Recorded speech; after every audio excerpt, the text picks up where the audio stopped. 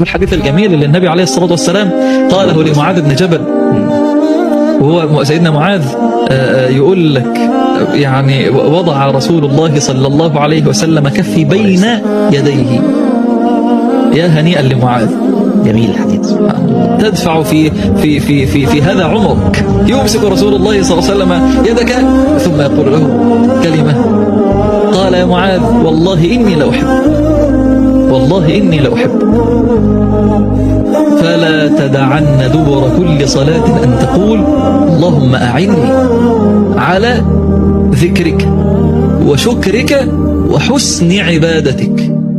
اللهم أعني على ذكرك، ما هي مش بيك، هي بربنا سبحانه وتعالى، هي مش بيك وعمرها ما كانت بيك ولا هتكون بيك، هي بإعانته لك، بتوفيقه لك، بامتنانه عليك، مش بيك أبدا أبدا ولا عمرها هتكون بيك.